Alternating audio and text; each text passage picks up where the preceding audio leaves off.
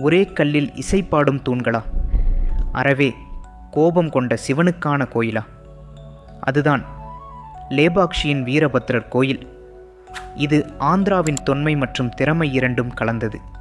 விஜயநகர அரசர் கட்டிய இந்த சிற்பக் கோயில் காலத்தை கடந்து பேசுகிறது. நுழையும் ஒவ்வொரு அடியிலும் தொன்மையின் மூச்சு வீசுகிறது. இங்கு உள்ள நடராஜர் கல்லிலும் உயிரோடு தாண்டவமாடுகிறார்.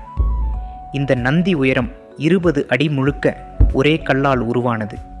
இவை ஓவியங்கள் அல்ல, வரலாற்றின் ஜீவன். ஒவ்வொரு தீபத்திலும் வீரபத்ரரின் கோபமும் கருணையும் தென்படுகிறது. அருளும் ஆற்றலும் ஒரே வடிவமாக காட்சியளிக்கிறார் அம்மன். இங்கு நடனம் மட்டுமல்ல, அது பிரபஞ்சத்தின் மூச்சு. தூண்களே இசை வாசிக்கிறன. தூணில் அடித்தால் ஸ்வரங்கள் எழுகின்றன. இந்த வழி சித்தர்கள் தவம் செய்த பாதை. இரவில் கூட பக்தியின் ஒளி மங்காது.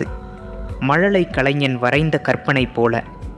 இது வெறும் கோயில் அல்ல, இது வீரபத்ரன் உதிர்த்த கோபத்தில் பிறந்த தெய்வீக கலைமணம்.